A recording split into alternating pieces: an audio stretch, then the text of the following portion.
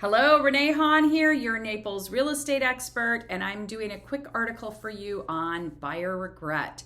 Have you ever been in a position where you've made a big purchase and afterwards you started hemming and hawing about some of the bits and pieces and would you have done anything different?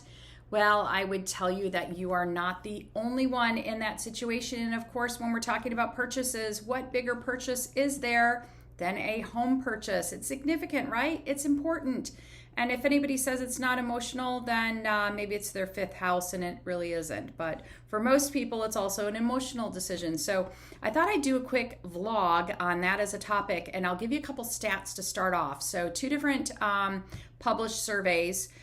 There's one that was published by Clever Real Estate back in 2023, and they showed that a whopping 93% of recent home buyers and 95% of home sellers have regrets.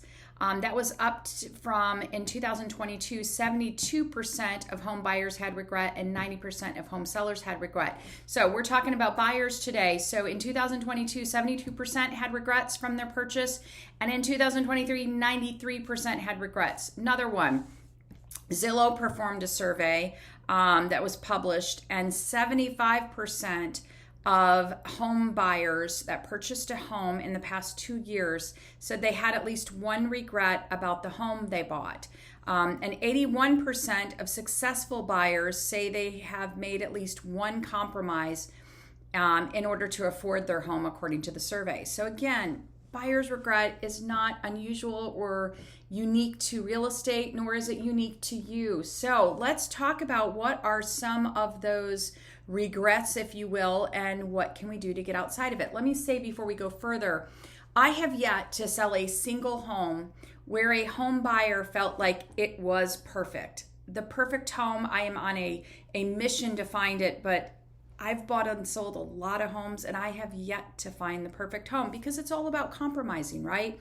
You might want a location, but a price point, but features within it, et cetera, et cetera, et cetera, right? The list goes on. So you try to find the home that's best for you.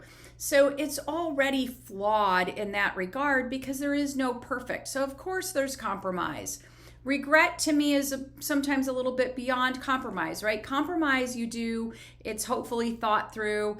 You've come to terms with that compromise. But regret is, gosh, I did it and I wish I hadn't. So we're talking regret here. So one of the more common regrets, in fact, it came up in 33% of the respondents, is that they found their home requires too much maintenance. That maintenance could be anything, right? Maybe somebody didn't want a home with a pool and then they got one with a pool and the pool has maintenance. Maybe they wanted acreage and there's more required of them in maintaining that acreage than they thought. Maybe they bought an older home and they're realizing that there's more maintenance involved in older homes. So it could be a mix of things. But that came up 33% of the time. That's significant, right? It's not insignificant.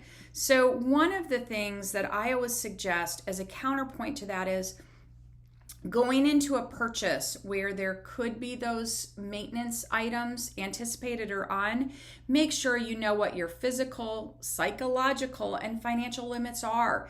Recognize that going in so that you're not surprised and in a position where you're not able or willing to take them on. Easier said than done, right? I get it. The second one, they bought a home that's too small.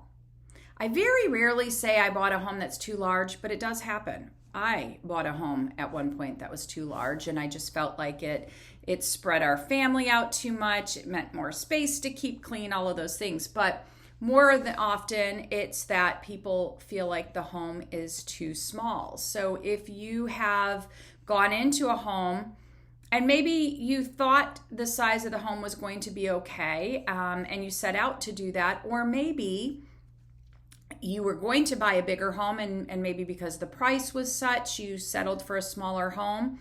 So I always suggest don't get fixated on buying any available home and so fixated that you lose sight of what makes that home livable to you and comfortable.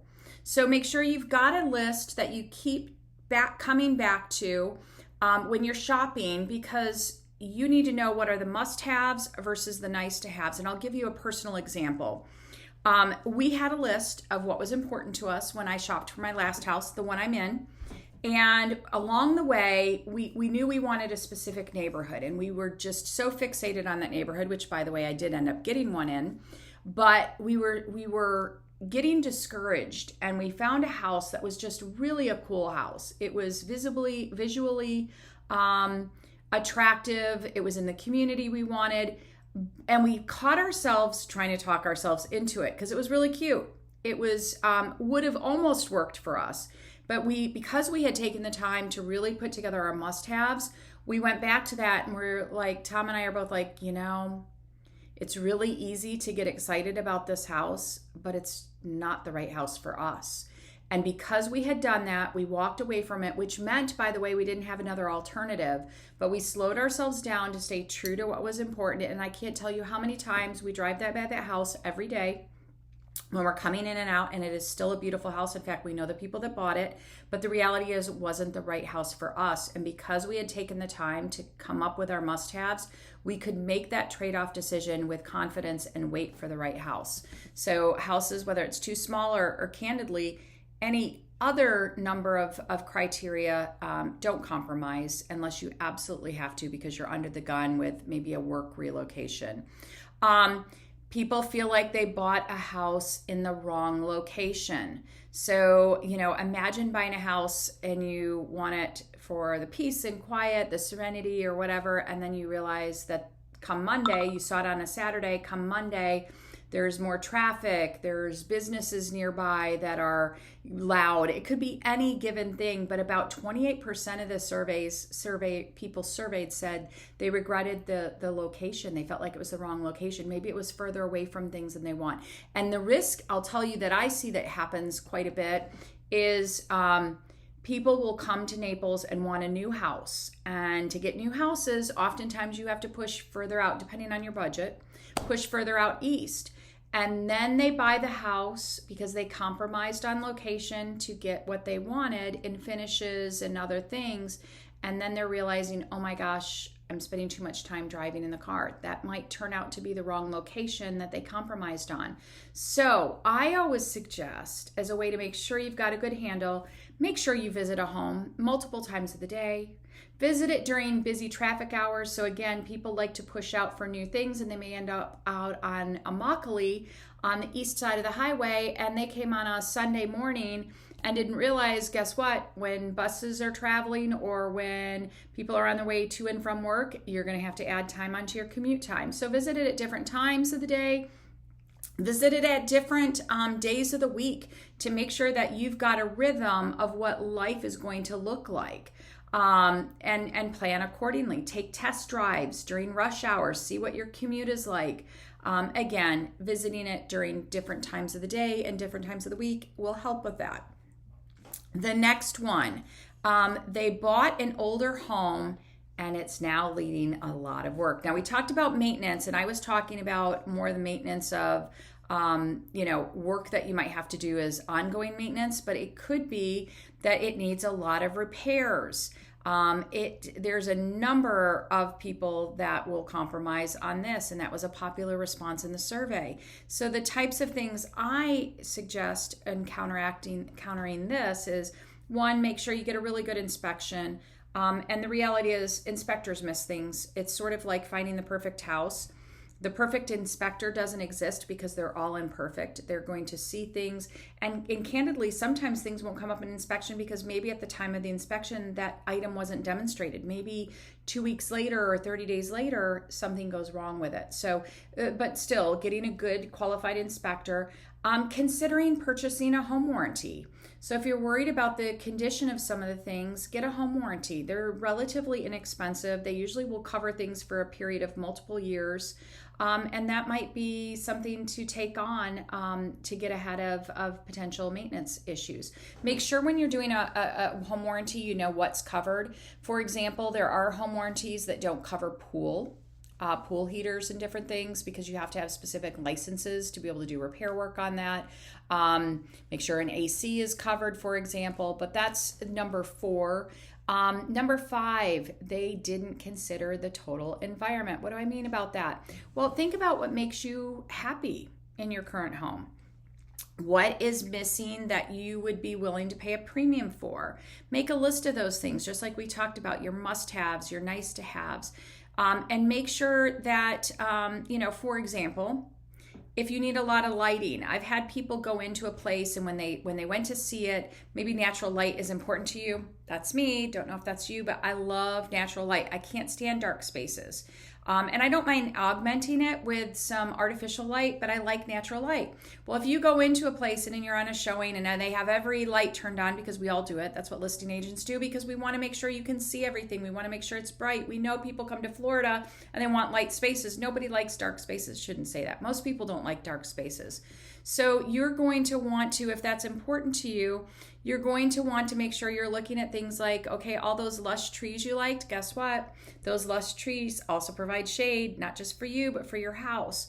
Looking at that, look at it different times of the year.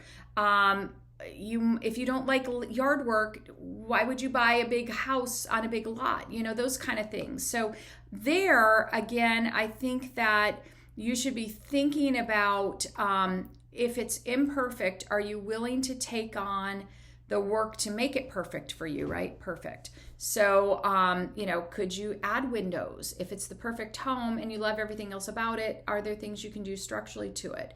But it's going to be expensive, so make sure you know those. So again, figure out what's most important to you and look at it on the holistic level. So what will the total living environment be? If you like neighborhoods that are more peace and quiet, you're probably not going to want to go to Esplanade. Esplanade is socially busy. It is physically active busy. Maybe that's not the best place for you to go. You're not going to be able to read quietly a book at the pool because the pool is always packed. Again, that's also relates back to going and seeing things at different times of the day and different times of the week. A next regret people have is not doing more research.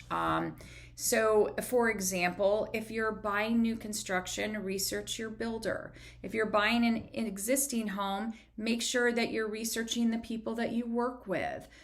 So doing that up front. If you're going to make an offer on things, research what things are selling for. Just because somebody's asking for a certain price doesn't mean that's the price that you need to be paying for that. Maybe somebody else will, but maybe it's not you.